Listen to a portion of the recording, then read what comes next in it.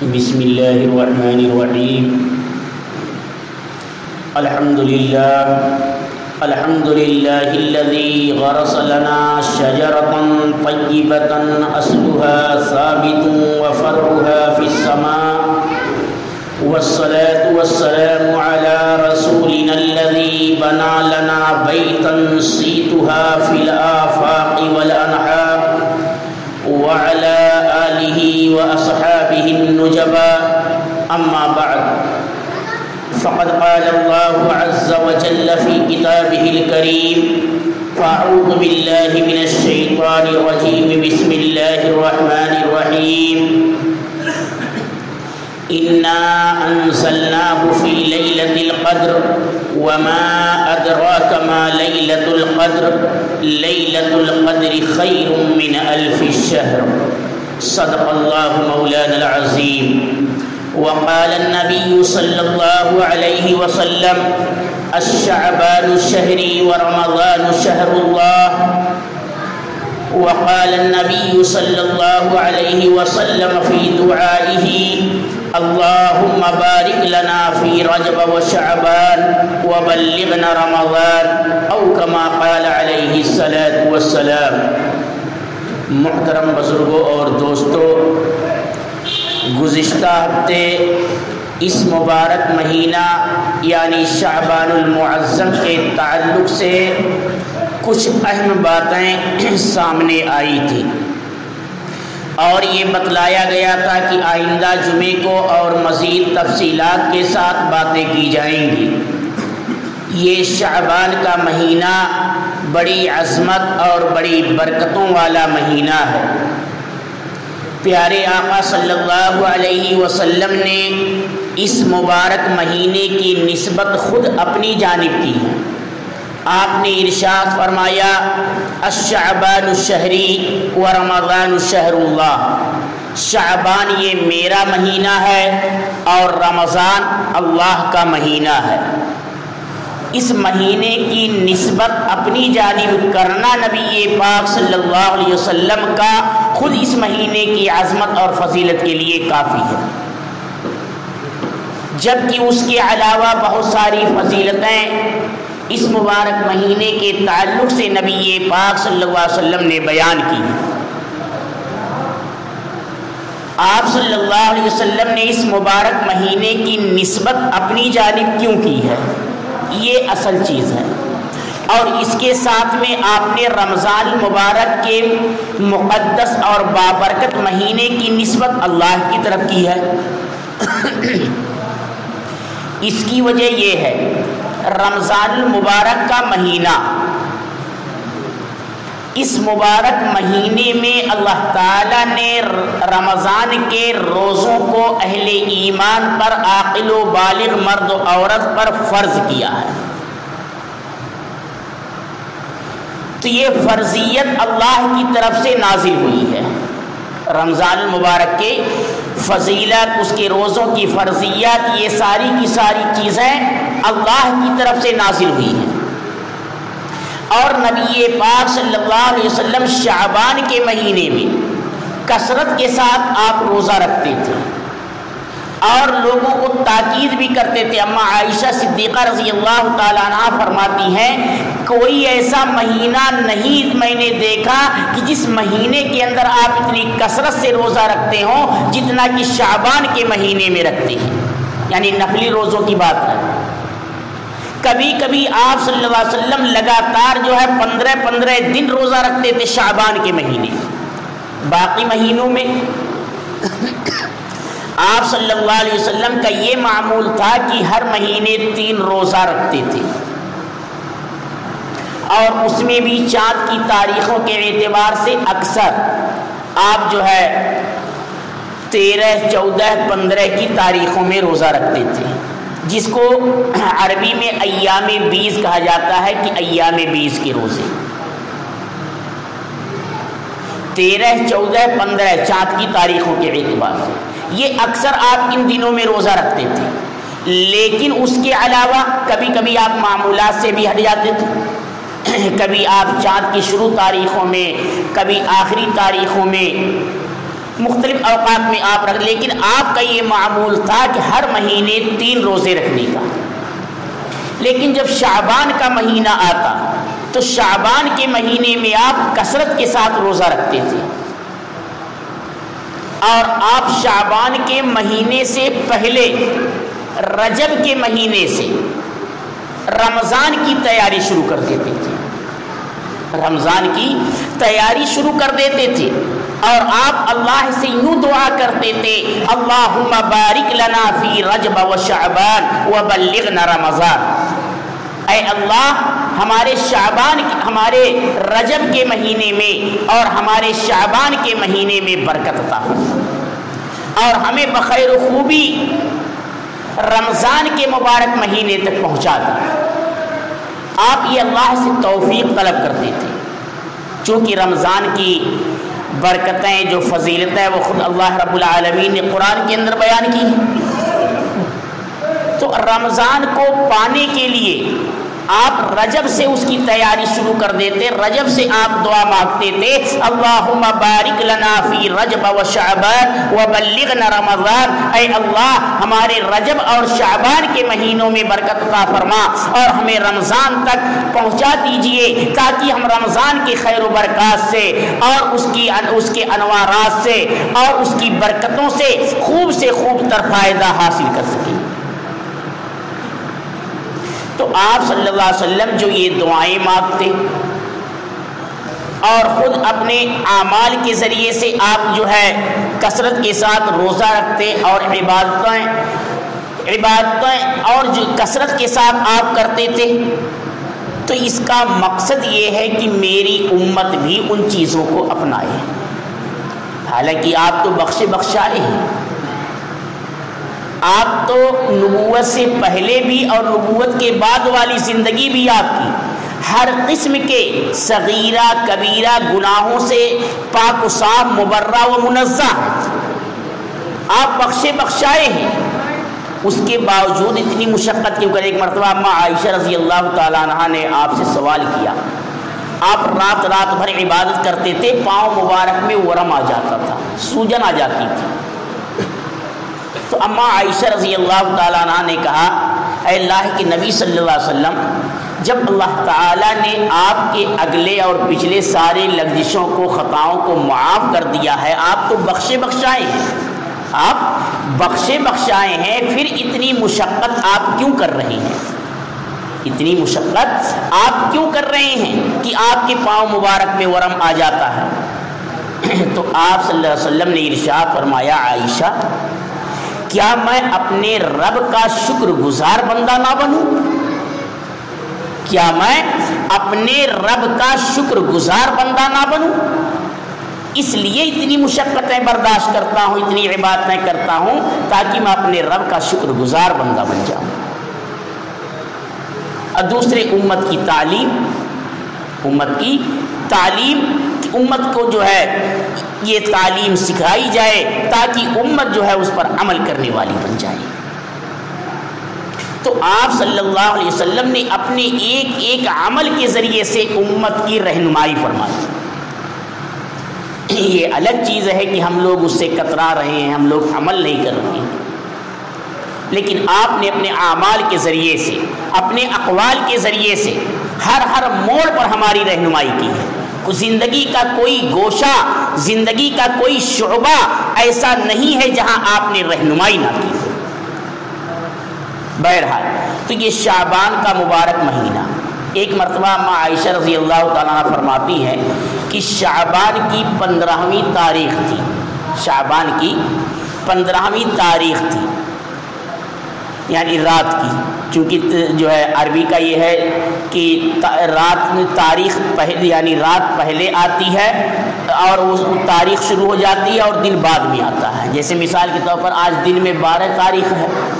شعبان کی، آج 12 تاریخ ہے، لیکن سورج ڈوبے گا تو 13 تاریخ ہو جائے گی،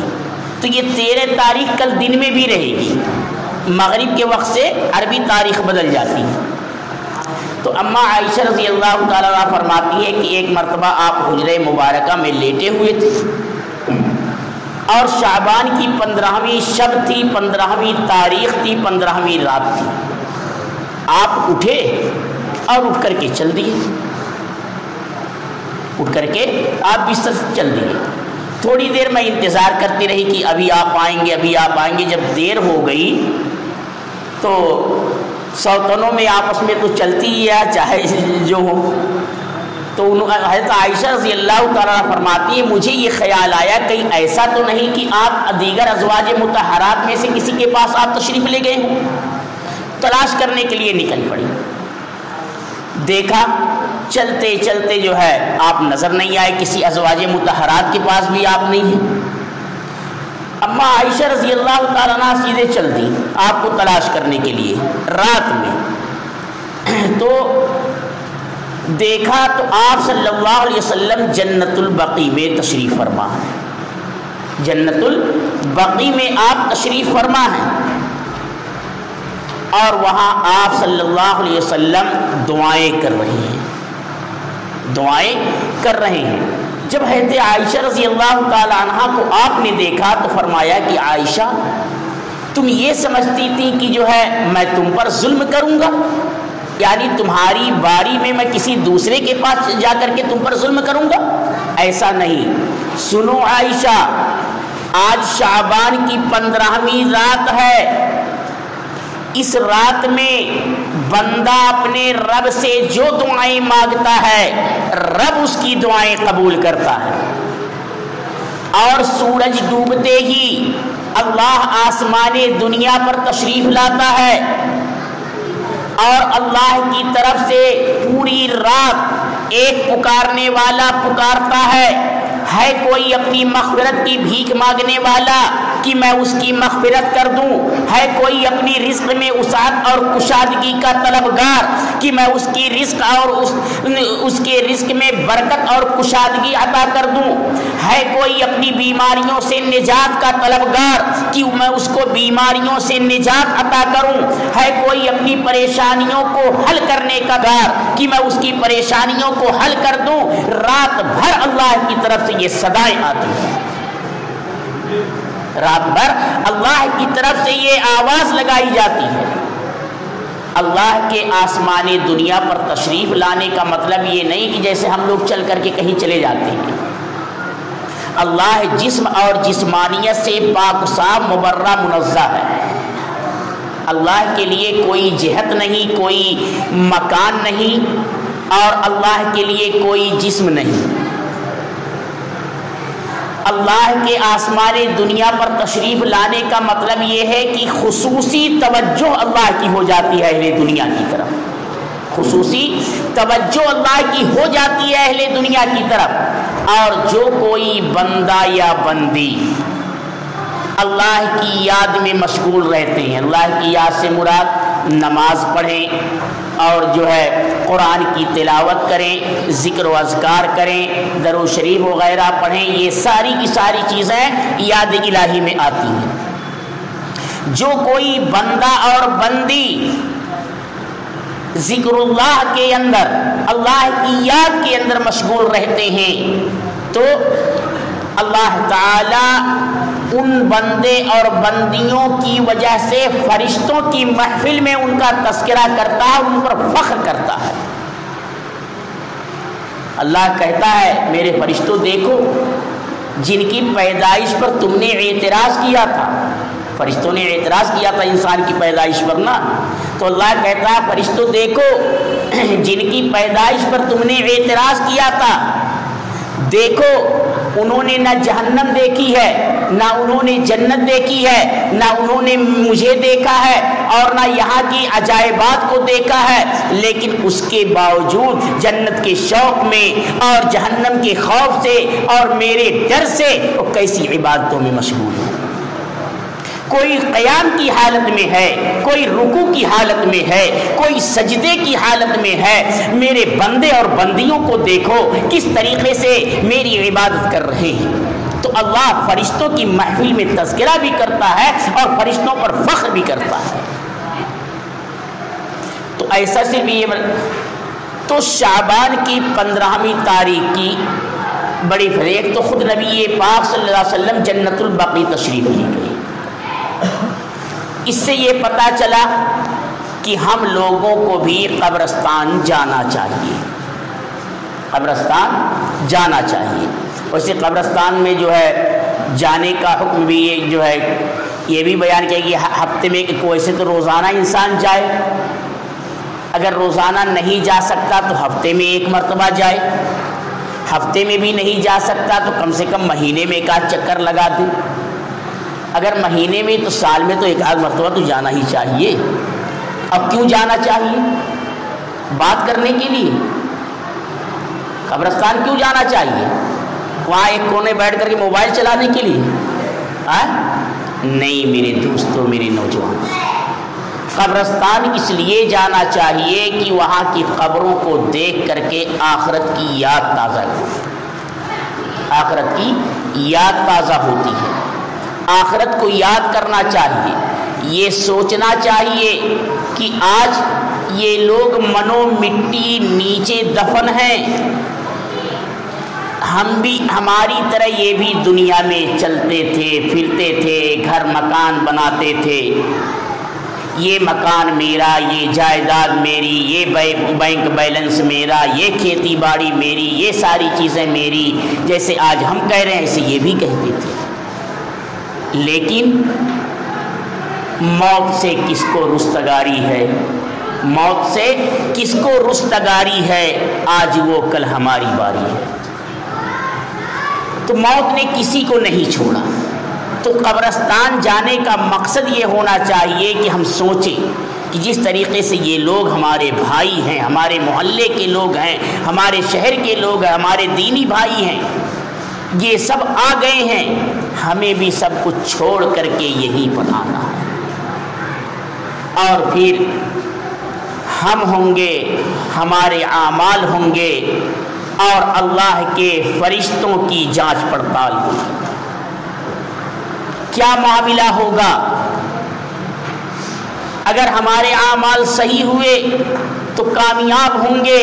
اگر ہمارے اعمال میں کمی اور خرابی آئی تو ناکام ہوں گے، اور اس کامیابی اور ناکامی کی دونوں ذمہ داریاں ہمارے ہی اوپر آئیں گی۔ ہم کسی کو مجرم نہیں ٹھہرا سکتے کہ فلاں کی وجہ سے ہم گمراہ ہو گئے، نہیں، خود ہمیں اپنے اعمال کا حساب دہ ہونا ہوگا۔ تو یہ سوچنا چاہیے قبرستان جا کر کے، اور اس کے ساتھ ساتھ قبرستان میں جو پڑے ہوئے ہیں اب تو وہ کوئی اعمال کر نہیں سکتے، ایک مرتبہ سبحان اللہ بھی پڑھ نہیں سکتے، اتنے اب محتاج ہو گئے، ان کے لیے ایصال ثواب کرنا چاہیے، ان کے لیے ایصال ثواب کرنا چاہیے۔ کچھ چیزیں پڑھو، چاہے الحمد شریف، چاروں قول، اور بھی جو اللہ توفیق دے، درود شریف وغیرہ پڑھ کر کے بخش دو، نیت کر لو دل میں کہ اے اللہ جو کچھ یہ میں نے پڑھا ہے اس کا ثواب اس قبرستان کے سارے مسلمان مردوں کو پہنچا دیجیے۔ جتنے قبرستان کے اندر مردے ہوں گے ان سب کو اس کا ثواب پہنچ جائے گا، اور جتنا سب کو ثواب ملے گا مجموعی طور پر پڑھنے والے کو ثواب تنہا ملے گا۔ یا یہ نیت کر لیا کہ حضرت آدم علیہ السلام سے لے کر کے ابھی تک جتنے بھی مسلمان اس دنیا سے جا چکے اللہ سب کو اس کا ثواب پہنچا دے، یا مخصوص طریقے سے کسی کو بخشنا چاہتا تو یہ بھی کر لے۔ میں اپنا معمول بتا، میں کبھی کبھی ایک ایسا کرتا ہوں کہ حضرت آدم علیہ السلام سے لے کر کے ابھی تک جتنے بھی ایمان والے گئے ہیں سب کو جو ہے بخش دیتا ہوں۔ کبھی یہ کرتا ہوں کچھ چیزیں پڑھ کر کے کہ ہمارے بہت سارے مصلی تھے جو ہمارے ساتھ جو ہے ہماری مسجدوں کی رونق اور زینت تھی، وہ چلے گئے، ہمارے ملنے جلنے والے جو چلے گئے، کبھی خاص طور سے میں ان کے لیے بخشتا ہوں کہ اللہ جو کچھ میں نے پڑھا ہمارے مسجد کے جتنے مصلی اس دنیا سے جا چکے یا ہمارے ملنے جلنے والے جو جا چکے اللہ اس کا ثواب پہنچا دیجیے۔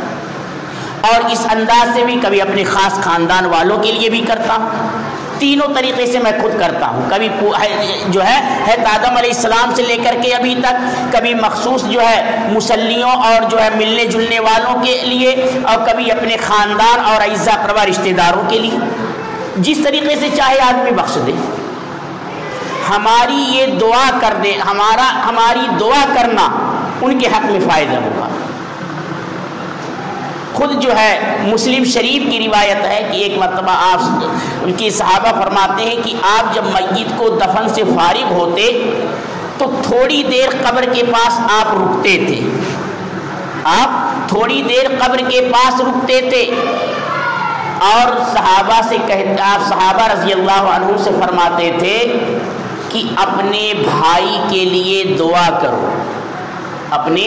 بھائی کے لیے دعا کرو، کیونکہ ابھی اس سے سوال کیا جانے والا ہے، اور اپنے بھائی کی ثابت قدمی کے لیے دعا کرو کہ سوال و جواب پر یہ ثابت قدم رہے۔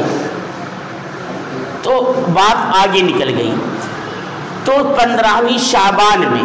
ایک کام یہ کرنا چاہیے کہ قبرستان جانا چاہیے، اور قبرستان جانے کا مقصد بتلا دیا گیا، قبرستان جانے کا مقصد بتلا دیا گیا کہ آخرت کی یاد، آخرت کی فکر، آخرت کی فکر۔ اس کے علاوہ اس رات کو تفریحات میں نہیں گزاریں، جتنی دیر اللہ تعالیٰ توفیق دے تو عبادت میں گزارو،